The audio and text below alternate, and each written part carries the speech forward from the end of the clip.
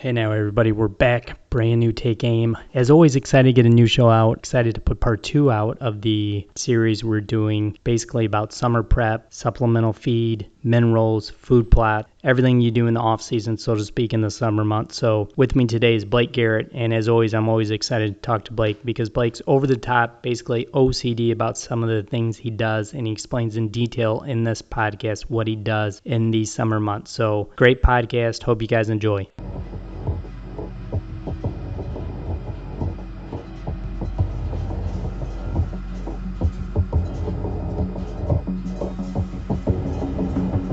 All right, guys, we're back. Brand new Take Aim podcast, and always excited to have my good buddy on, Blake Garrett from Unfiltered Outdoors. What's happening, Blake? What's up, man?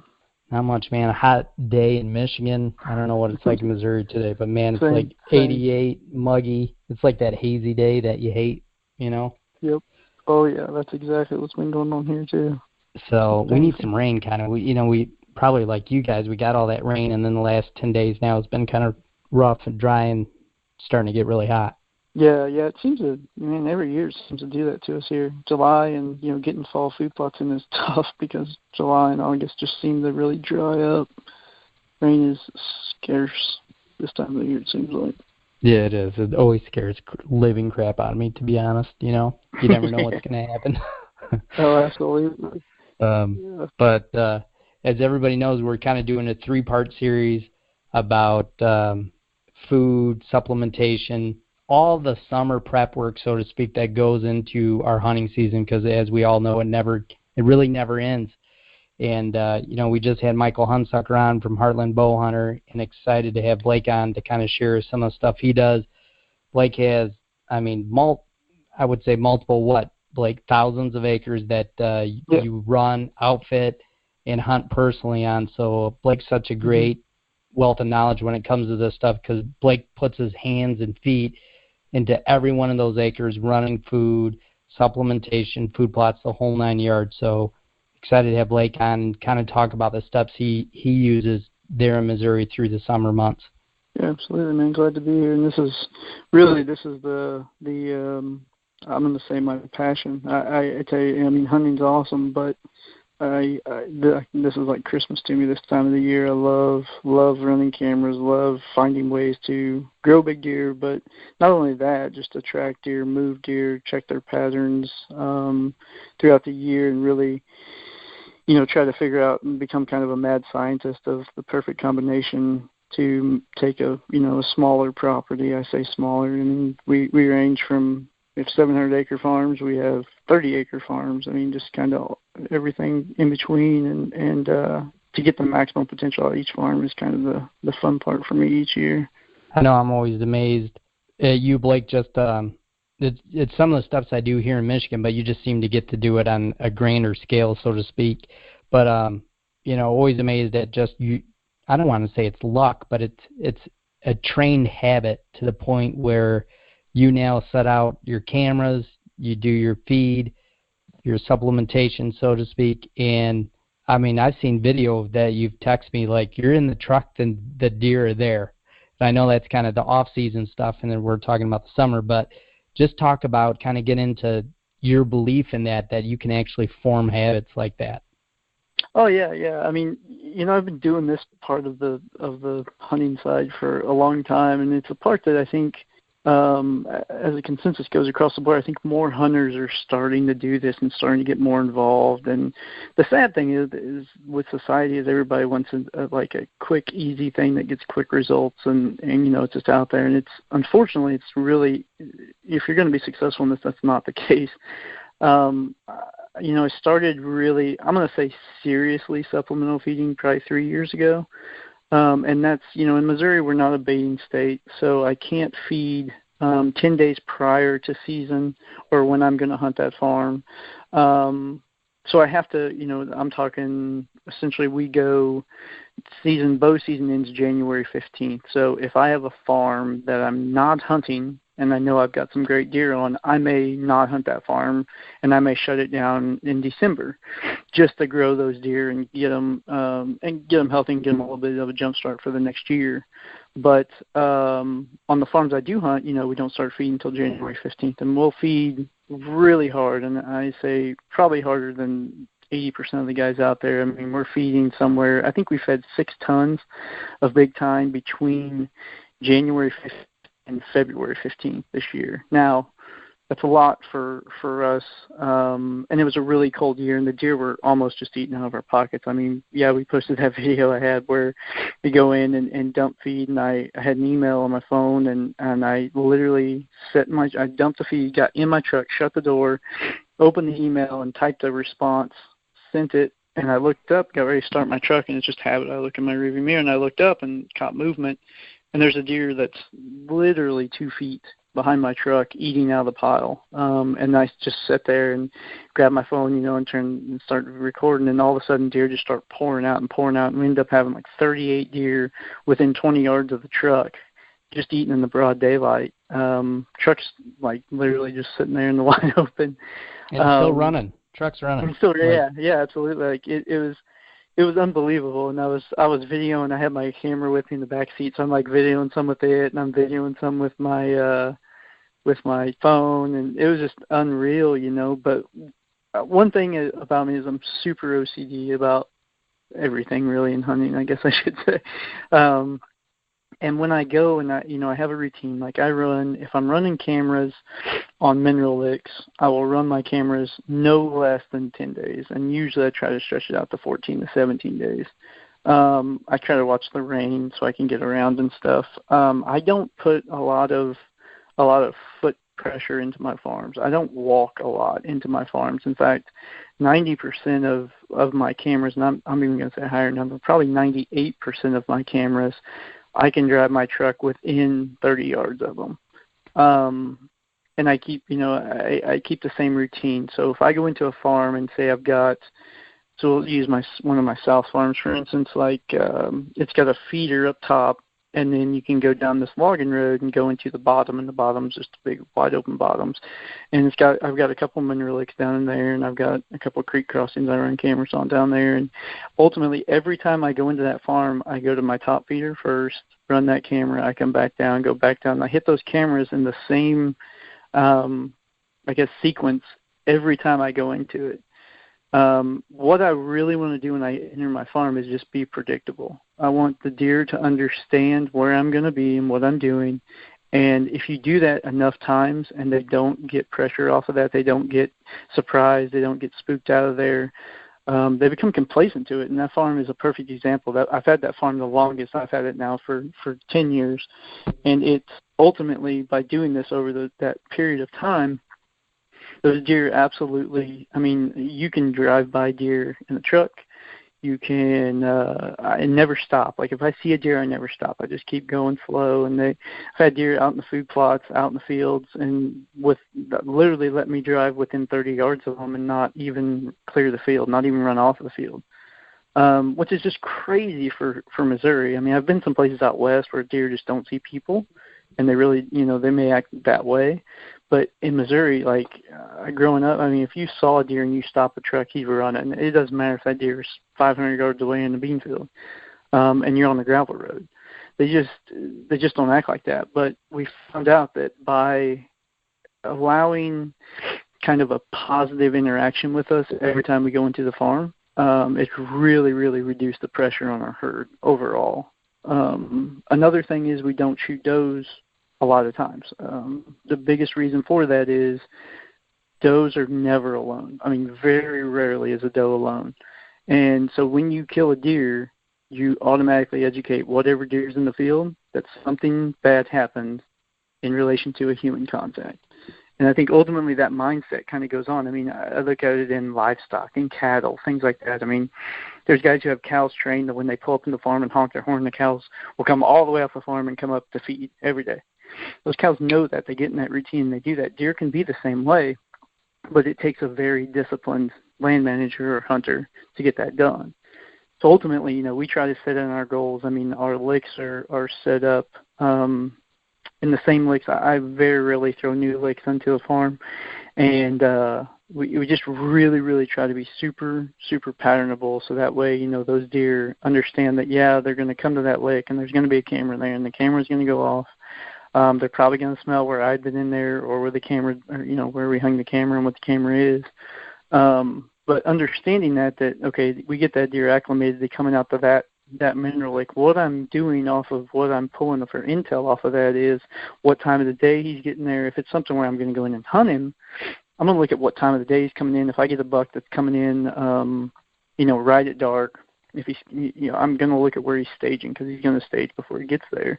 So that's when we pull the surprise attack, and hopefully we're efficient enough to where we pull back in, we put a stand in 50 yards off the timber from the direction he comes, hunt the right wind, and we surprise him. You capitalize off of that. That's in the perfect world.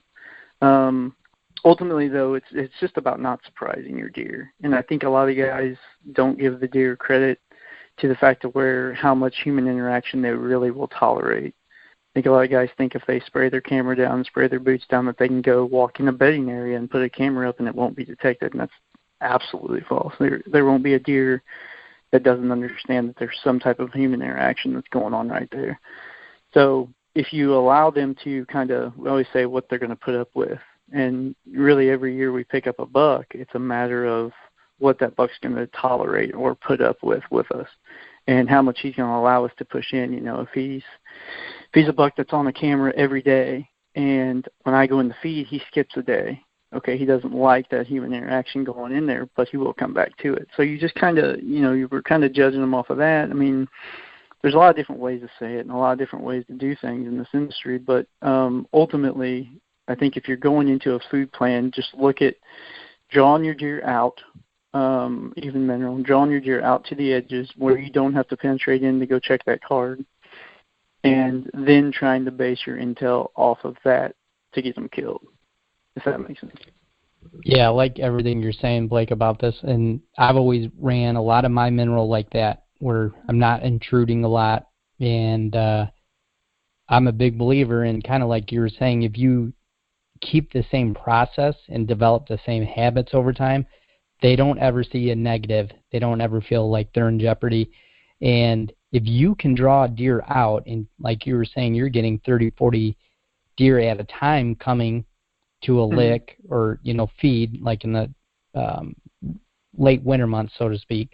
But even in the summer, if you're getting a batch or a group of bucks and they're out, what's that tell you? That tells you they're out in the open, that at some point they have accepted the fact that they feel safe there. And absolutely. Yeah, and once they're safe, guess what? There's no reason to leave. So it makes total sense, but it is habitual, keeping the same process, like, and Blake said he's OCD about it, so you do a good job at it, Blake. Yeah, it's easy for me. I mean, a lot of guys I can see where the struggle is with it, but for me it's just super easy because I'm super critical of my movements and what I do on the farm. But the whole thing came from me, years ago, just trying to analyze deer and what makes them tick. And to me, you can educate a deer. Really rattling is what taught me this behavior, but you can rattle a buck in. And if you rattle him in and he gets your wind and gets out of there, 9 times out of 10, you will not rattle that deer back in.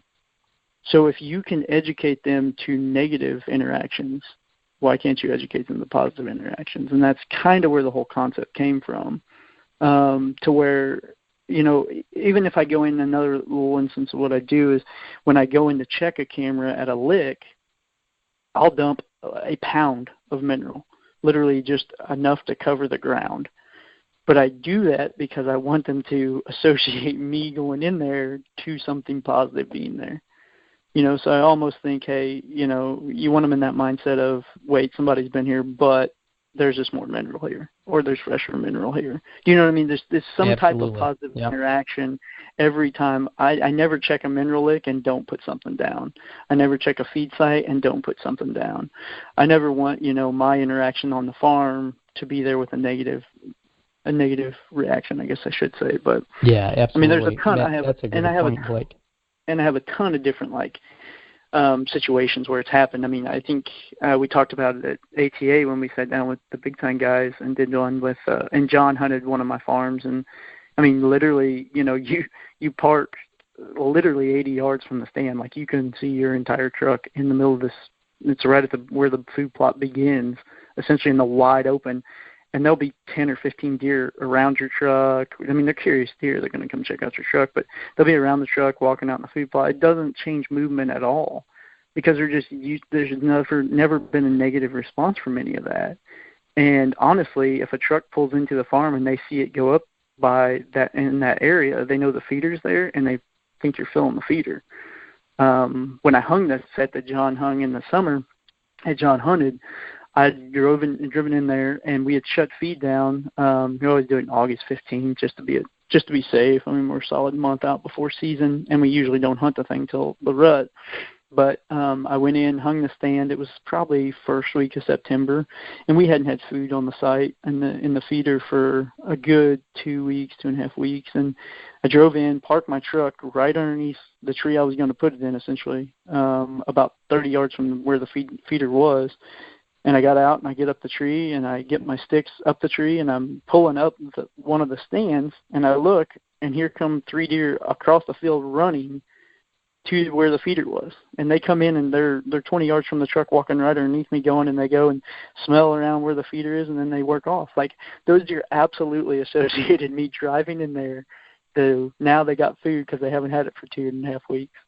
And they thought they had new food in there, so they were coming to check it out and had no clue that, I was in there hanging a stand, actually. So there's a lot of different success stories out of it, I guess you could say. But ultimately, I think the majority of hunters don't hunt big properties. And I think there is not enough emphasis pushed on pressure and the dynamic between human and deer interaction.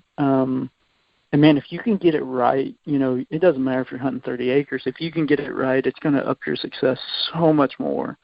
I agree 100%. I know that, what you're saying kind of reminds you of, like, some of these outfitters in North Canada that bear hunt, and it's the same thing. Mm-hmm. And they always say they make noise, they take the ATV, they bang a bucket. It's like ringing the dinner bell, so to speak. And you have literally proven that to be the same case with deer. And I think it's just a true testament to, if you can do this, and let's say you're not a food plot guy, because I'm not, I don't get the opportunity to use any of my ground because the farmers use it all. So you can look at a whole new avenue like this to really engage and take part and manage your land a lot like Blake's doing, just with extra supplementation, extra feed, extra mineral, and develop a process throughout the year to keep doing this and just stay tight to that process, and it leads to a big payoff. Oh, absolutely. And I mean, don't get me wrong, when you look at it from a process from the outside, a lot of guys, will tell me, oh, I'm too aggressive. I'm too aggressive of a hunter. I want to get in there.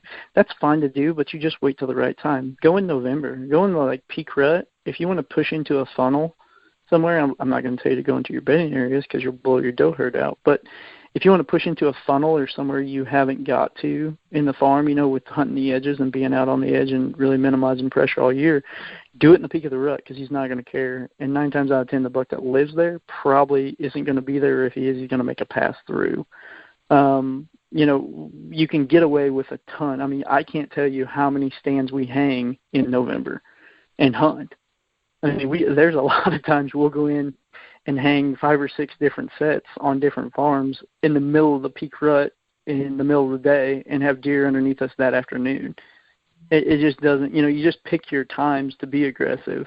But ultimately, it's about putting the odds in your favor throughout the year.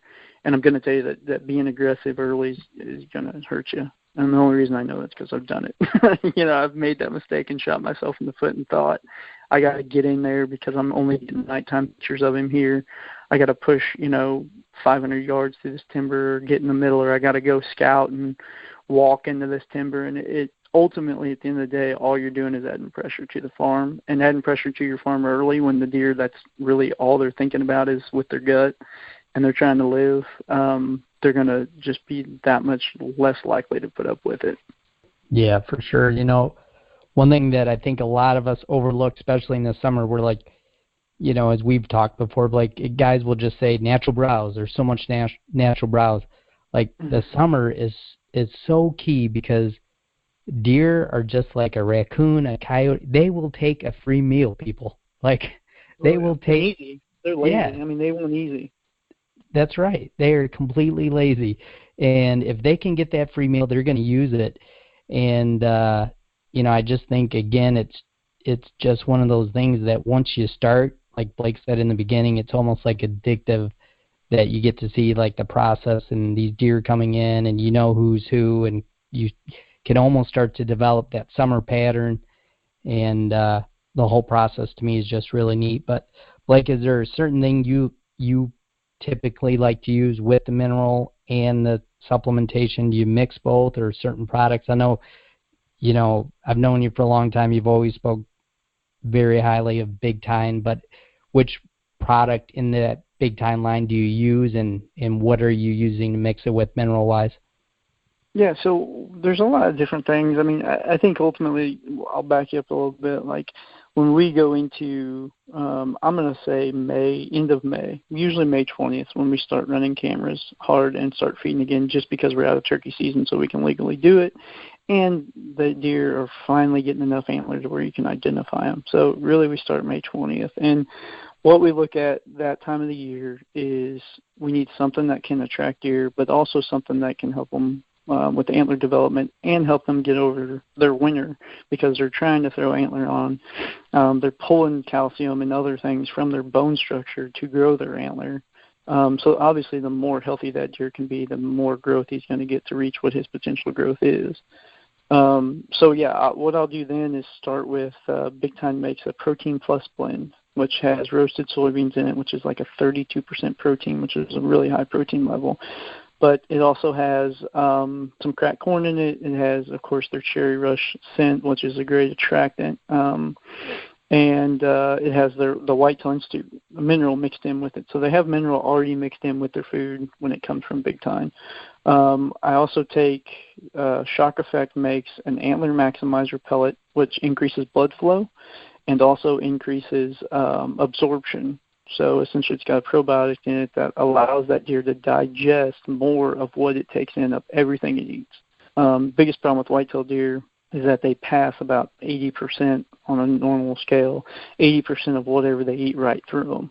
It doesn't stick. So this really, the Antler Maximizer pellet really turns them into a digesting machine where they just absorb so much more of everything they eat. It doesn't matter if they go over to my neighbor's and eat whatever he's got on the ground, or they do natural browse, or they, are eating clover. Whatever they eat, they're taking in that much more because it's just a better digestive system.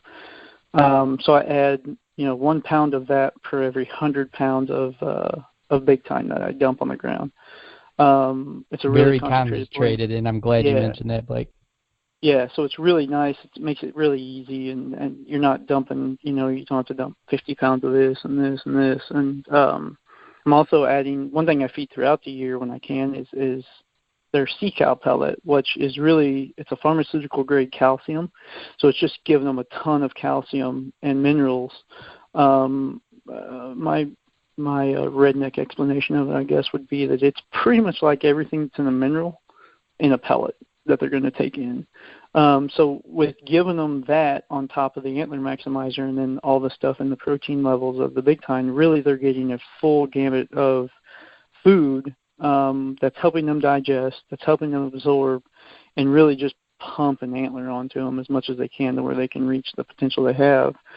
So we feed that blend. That's the feed that goes in the ground. And then we're also feeding Shock Effects mineral, which is also the same thing we talked about. It really has all the keys of the Antler Maximizer and the sea cow in it as well, just not as good of levels, I guess I should say. So we're trying to do that whole process to where they have really the full board of anything that can make them the most healthy deer they have, deer they can be. The really nice thing about the mineral, and one thing that the Shock Effect mineral does that no other mineral I've seen does, is it has a lower level of salt, but still holds the traction level as what a higher level salt content would be. And there's a ton of companies out there that sell salt, and not a single one of them will claim, and it's good that they don't, that salt does anything for a deer, because it doesn't. The only thing that salt does is actually a limiter. If you know guys in the cattle business or industry, they'll feed salt to their cows to limit their intake of what they do. I don't want my deer to be limited on what they're going to eat and what they're going to take in. In fact, I want them to take in more.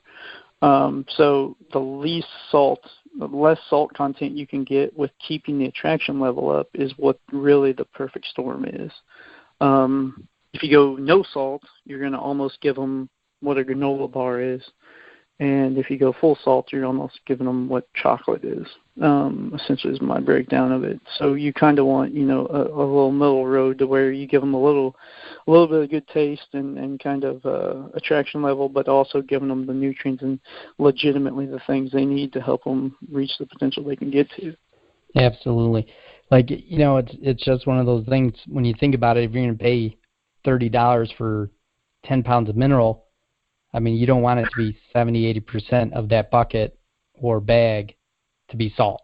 I mean, that's just the easy way to look at it.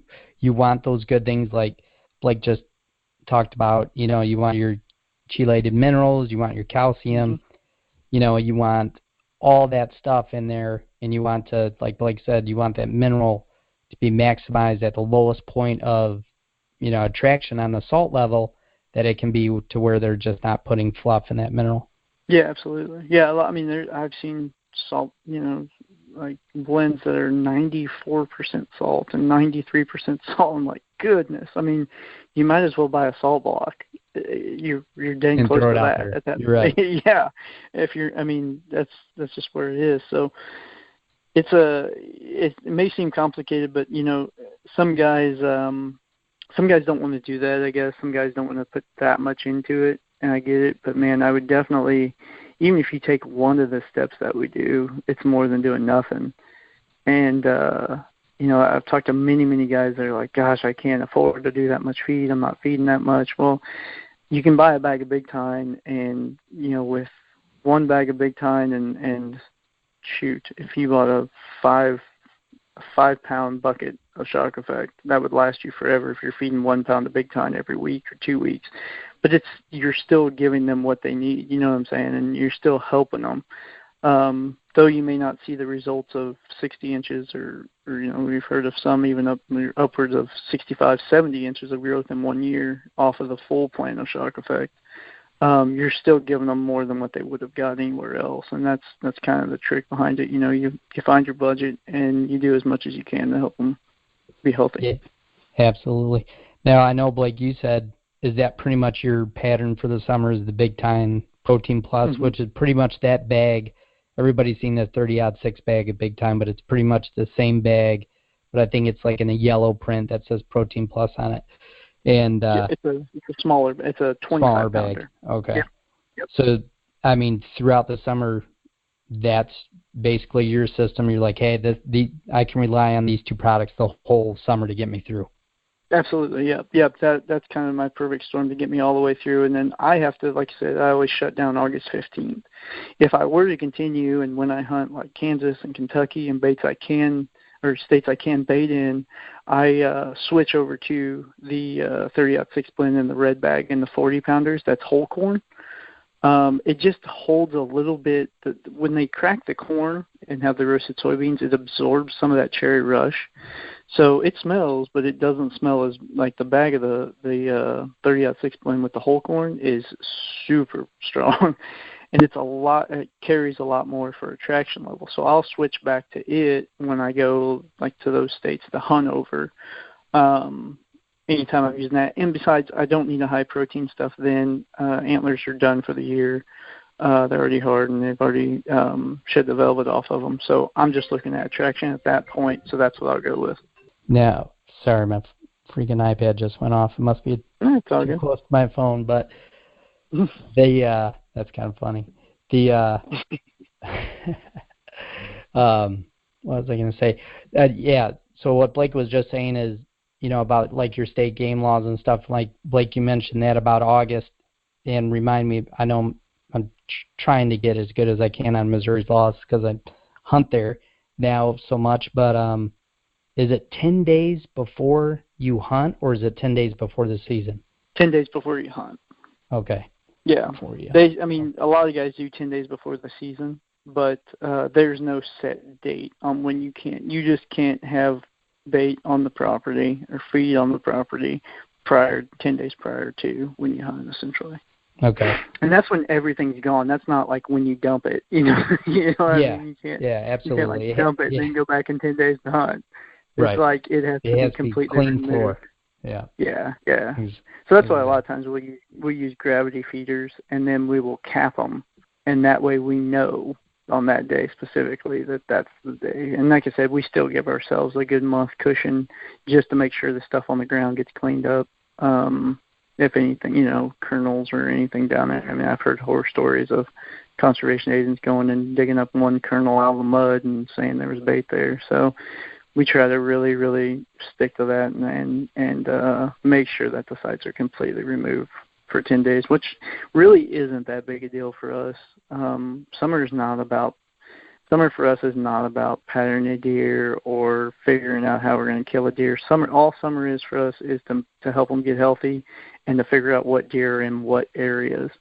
That's really all we do in the summer. It's not like I've got him coming to this feeder every night. I'm going to go put a stand up there, because we really kind of honestly plan for those deer to change in movement. But we just want to know what deer are on what farms and using them so we can kind of go back to the drawing board when they go hard horn, because 9 times out of 10 you got to do it anyway.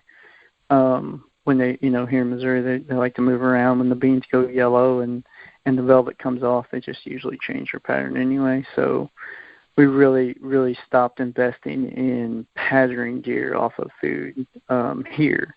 Now, Kansas, places like that, yeah, you're perfect for it, because you can keep feeding right through season. You can actually pattern deer off of them. But for us here, it's more about getting them what they need to grow, and just figuring out what farms are holding what deer. Yeah, for sure. It's a time to put back into the deer herd, meaning give them health and give them, food, and help them grow. And like you said, it's not going to lie, it's about intel. If you can capture on film, camera, the covert cams, and get the opportunity to tell you what time, and in the morning, evening, you're seeing bucks, they got to be close. Those bedding areas have to be close, so that's a huge advantage. Yeah, absolutely. Now, is there anything, Blake, you do? I don't think I've ever asked you this, really, with the covert cams, that niche-wise, kind of like you've done with the supplement and the feed and the mineral. Is there anything that you do, just tip or trick-wise, to kind of help some of the process there? Yeah, I mean, I think, for a lot of years, and I think this kind of goes back to everything we talked about, but for a lot of years we ran into the problem with getting daylight pictures, being on the edge and not really penetrating in on places. And we found out that, over time, with keeping your cameras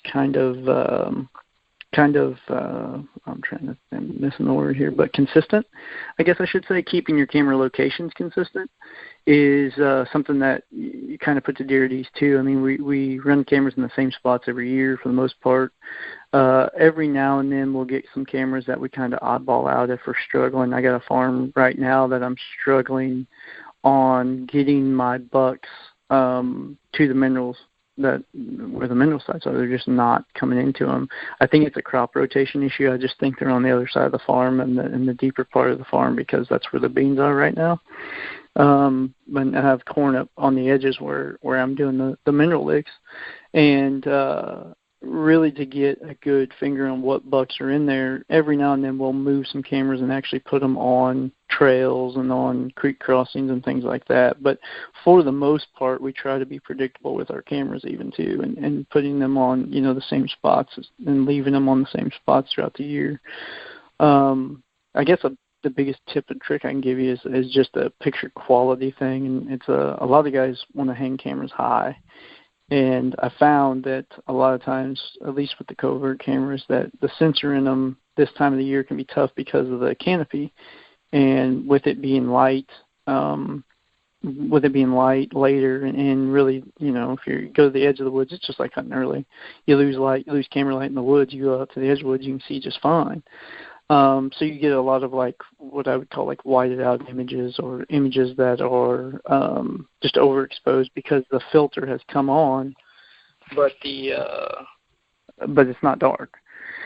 So we hang them low, and I'm about 5'8", and I hang my camera below my waist always, and between my knee and my waist, and sometimes even have it to where it's canted up. Now you gotta watch undergrowth to where it's not in the way, but I run cameras low a lot, almost to where it's going to be, if a deer is standing with its head up, it's going to be like nose level, almost the level of their back, essentially. Seen a lot better picture quality come out of that, and it's almost alleviated all of that problem with that dusk time with the canopy and all of that. So that's something to do. I know a lot of guys spray their cameras down. A lot of guys don't spray their cameras down. On ours, the majority of them, I will, if I pull a camera, I always wear like it's not a rubber glove, but it has a rubber palm. I don't know if you've seen them. They have like a cloth back and a rubber palm, essentially. Yep, I know. So I wear those when I feed and when I mess with my cameras. But I'll take the camera, open the camera, do all that with the glove on. And then if I ever pull a camera or move a camera, that camera goes into a Ziploc bag.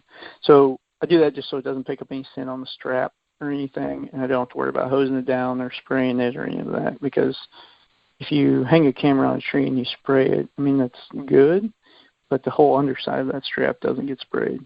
It doesn't have contact with your spray, so you don't really get rid of the scent. You know what I'm saying? So one thing we do to just try to alleviate it is just make sure that strap never really picks up other scent from us, as far as just straight from the oils of our hands and things like that, or sitting in the truck. So it's really easy to do. You just carry a Ziploc with you if you're pulling the car or pulling the camera, and throw it in the Ziploc right at the tree and keep it in the Ziploc, and then go back. And if it's going to sit in your truck for a couple of weeks or sit at the house for a couple of months or whatever the case may be, it just kind of helps it knock down scent a little bit easier without having to try to spray it down. Yeah, for sure. No, those are all good tips, and I like kind of the idea, which I've done kind of a little bit last year, was starting to put the camera myself a little bit lower and lower, and just screwing around trying to see, what deer pick up and what they, will tolerate a little bit more. And I don't really have a definitive answer yet on like some of the stuff I found out as far as hanging it low, but I did like the other half of my camera's high last year. And on that side of things, I swear to God, Blake, that I got just as many deer look at that camera high as I did at like chest level. So yeah, absolutely. I'm definitely excited to kind of spend maybe the rest of this summer just doing more low ones, and then kind of just myself gathering data on how I feel about it. Yeah, I mean, lows, you have the way the sensor rolls, it gives you it's less of an angle, so you have a little bit more time for your sensor to pick up movement. And ultimately, I mean, I don't care. I would go to bat with anybody on this that deer can see IR. I just have too much video and too much content that supports it to where, I mean, I have video. If you really want to tell if a deer can see IR or not, turn your camera into video and run it on a creek crossing. I can't tell you how many deer come in and the camera kicks on, and the deer stops immediately and will turn around and look at the camera, like through the thing, and then he'll stop and he'll look forward. You can just tell he can see the light, even when he's not looking at the camera. It's almost like a flash that turns on, and he's trying to figure out, how that light just came on all of a sudden.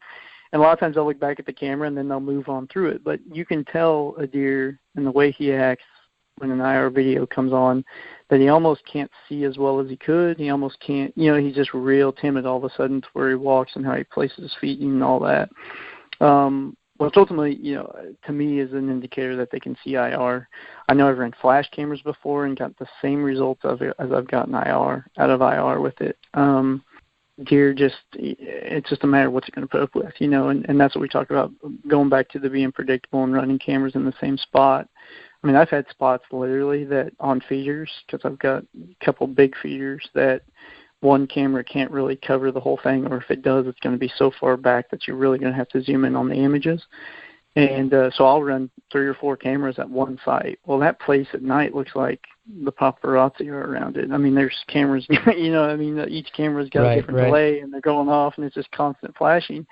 But those deer know that that's the case there. right? And they know to expect it there. And they, I had some deer that were timid at the beginning of it when I first started doing it. But nowadays, like, they come in and no difference in their attitude, no change in their behavior when those cameras start going.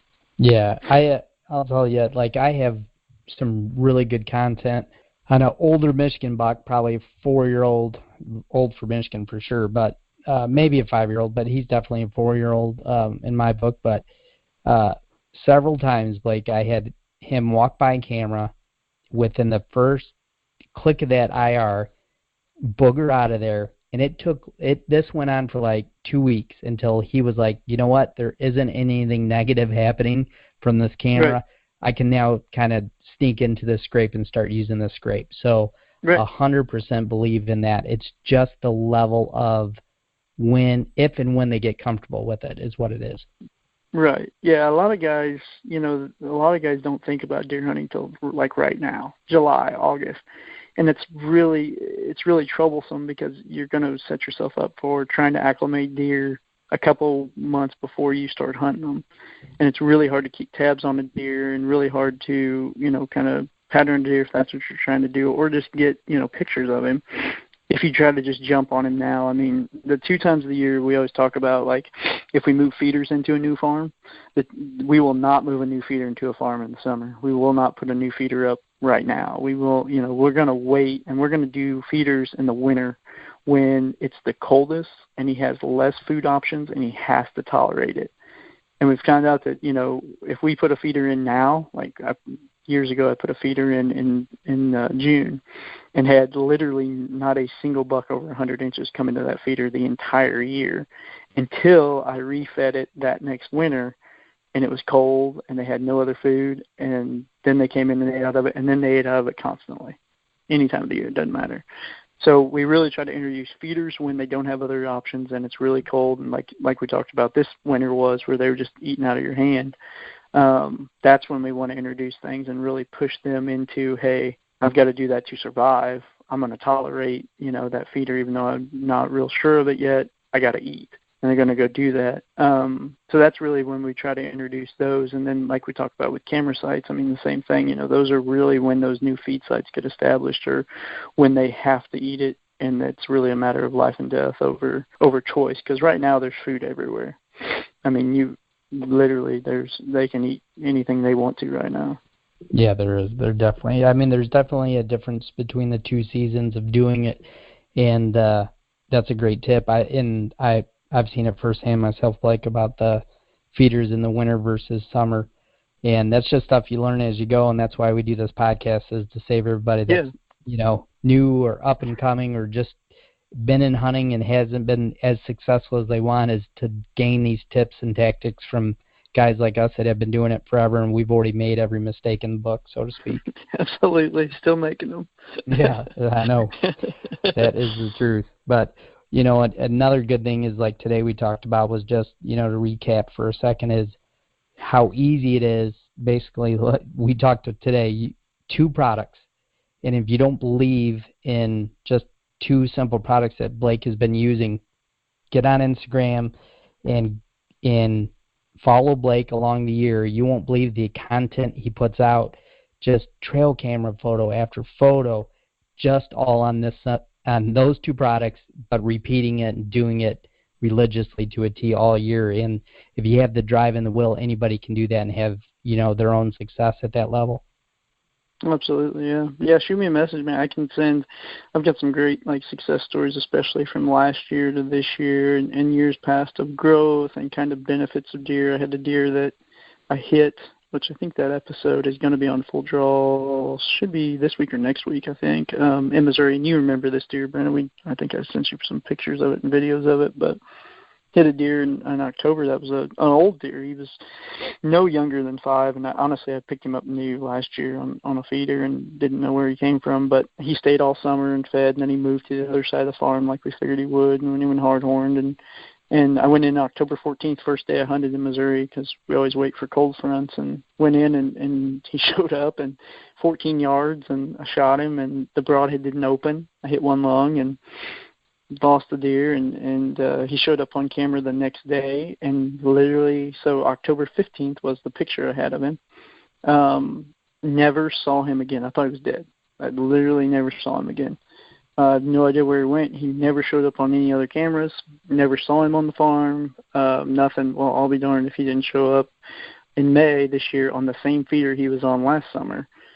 And the deer is I don't know. He's not done growing yet, but I would say to this point, from where he was last year to right now, he's probably 18 inches bigger already. And he's got to be, I mean, last year I said 5 or 6, so that would put him at 6 or 7 this year. The deer's an absolute brute and just legitimately blew up because he came back and started eating. And I honestly feel like it was the, doing the combination of the big tine and the shock effect and getting it to him, because his rack's just jet black. He's got blood pumping to it. And I think it just really shows it's kind of a success story of, even though that deer was wounded and has one lung, I'm hoping we can get him killed this year, because that would be really cool. But had one lung, had been wounded, been injured, and literally came back from it, and actually put on a gain of 15 to 18 inches already, as opposed to last year after being injured. I think it just kind of shows that what supplemental feeding and giving them the right things and the right probiotics and everything to where they can digest, it can get you gains on deer that are even wounded, which is kind of a success story in it too.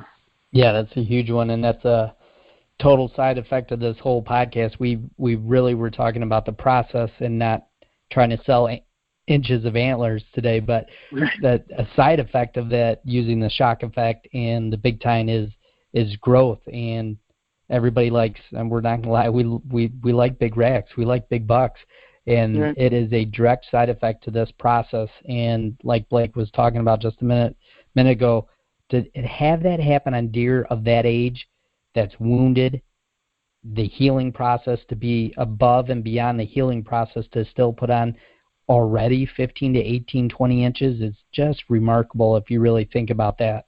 I mean, it's remarkable. Especially after the winter we had. We had the worst winter. So cold. We had a super cold rut. They rutted in cold weather, so they lost a ton of weight then. And then we just had a brutal winter. And I would have told you, that deer, there was no chance that deer lived.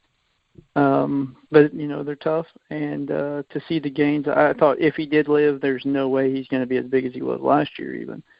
But man, they're tough, and going back again, we fed, even feeding through the winter, we had 4 different bucks on all the farms together, but 4 different bucks that were wounded by hunters throughout the year, and every single one of them lived through the year. But I mean, they looked horrible when they showed up the first time, but those deer ate constantly. I mean, they literally, one of them would lay at the pile. I always do alfalfa when we have snowfall, so I do alfalfa bales and then the big tine and shock effect, the sea cow stuff, and one deer literally laid in the alfalfa until I drove up, and then he'd push off in the timber and stand at 40 yards and let me refeed. And then I'd leave, and the mobile camera would go off before I was out of the farm, that he was back on it eating again. And deer live, like, it's unreal, and to put inches on after being that ran down and that close to death, it's unreal what you can really do with supplemental feeding and the health of the herd. And guys, I think once guys see the success in it on their farms and start seeing the antler growth that's associated with it, it's a no-brainer that, to put the time and the investment into it, because it can really do wonders. Yeah, absolutely. I'll say it again and again that me and Blake have always talked about it, that I think we're just learning how powerful it is, and don't feel neglected if you can't do these Megatron-sized food plots. You can still do, the feed and the mineral, and just do it religiously. Keep giving it to them, and I will guarantee you, with the natural browse that they get and that stuff, I mean, you're going to just see great results. And like we said, every year Blake is putting out that content. I'm put out that content. I get tons of photos doing the same process myself, and because I do it so much versus food plots, Blake, you're probably the same way. I believe in this more now than I would ever wanting to have those giant-sized food plots. Nothing against them. This is in my hands and in my control, and I know I can do it, and I know those deer are around because I have the proof. I've seen them, I've fed them, and just overall is a great system and something that should not be neglected. Oh, absolutely, yeah. I mean, food plots have their place. Don't get me wrong; they're awesome. Absolutely. But when you talk about doing something that's beyond nature and doing something that's legitimately going to have the, I guess the success stories of wounded deer and things like that to come back from it in really harsh conditions, I think that hands down, when you talk about actual deer nutrition, the supplemental feeding is the way to go for it. And it's a lot less time consuming, and it's a lot less kind of up in the air like we were talking about with rainfall. And, you can go and spend $300 and 2 days of your time to put a food plot in and not see any results out of it if it doesn't rain. But you take that time and you put it, you take $300, put in the supplemental feeding, and take 2 hours of your day, one day, and you can get a lot more results out of it. So a lot of guys, I think the black eye for supplemental feeding is baiting, and there's two completely different things there. If baiting's legal in your state, then go get it. If it's not, you can still do things to help your deer herd out if it's legal. That really aren't hunting over bait. It doesn't change, the guys that are hardcore against bait and say, oh, it's cheating, it's whatever.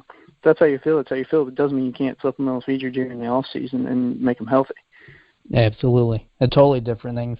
And if anybody wants to argue that, I mean, I don't know how you would even have the base to argue it that you're doing something for overall herd health. Plain and simple, that's what it is. And if you're not into that and really trying to take care of the stuff we want to hunt and pursue, I don't think you really should be hunting, in my opinion. You should be doing everything you can to improve the habitat or just to do something extra for your deer herd. And that's simple as that for me, really. That's the argument. It's just pretty simple. Yeah, I think it's a huge key piece of land management and something that a lot of guys don't talk about, unfortunately, because I think it's a big thing that can really legitimately move the needle as far as overall herd health. Yeah, it can for sure. I mean, and I know there's a lot more info on like Big Time's website and Shock Effect's website has tons of stuff. So, something keyword we forgot or something, it's definitely on those websites that you guys can check. But always good to catch up with Blake and kind of see how he runs things through the summer because he's a workaholic when it comes to this stuff. And Blake, what's coming down the pipe for us? I know we got a lot of big stuff coming up on the Unfiltered app for this fall I'm pretty excited about. And we also have a part 3 of this series with Joe Sir that we'll have out soon, but a lot of cool stuff going on. Yeah, absolutely. Joe's a good friend of mine and just amazing when it comes to content creation and commercials, and just a super, super talented guy. But behind the scenes of all that, Joe is just a mad scientist when it comes to growing deer, and he's got so many cool success stories from his home farm there in southeast Iowa and kind of what he's done as far as, he does the full gamut of burns and hinge cutting and food plots, and it's just unbelievable stuff he does, to get deer to where he wants them and kind of grow the herd and he's just a mad scientist with it. So yeah, I'm pretty excited about his podcast. I think kind of with Mike and what Mike does in the western part of Missouri, and then me here in central and northeastern, and then Joe up in southeast Iowa. I think it's going to kind of be a broad spectrum of what us Midwest guys do to kind of land management and track these deer through the year and try to improve our success in the fall. Yeah, absolutely. It's just 3 different diverse ways to do it, and every which way has benefits to how somebody hunts and how they want to, improve their land and habitat, so to speak. But again, Blake, always excited to talk with you, and I'll, like always, man, can't wait for the next podcast we do. Yeah, hopefully, we'll have, Nebraska will be here 1st of September, so that won't be long, and then it's just a mad dash through the whole fall. So I'm sure we'll have some visits and hopefully some talking about dead deer going on, hopefully. Yeah, hopefully soon. Heck yeah. So, but as everybody knows, you can catch us every week on the Unfiltered app on all of your devices. So make sure you download that. And Blake, we'll chat soon. Thanks again. Yep. Thanks, man. See you.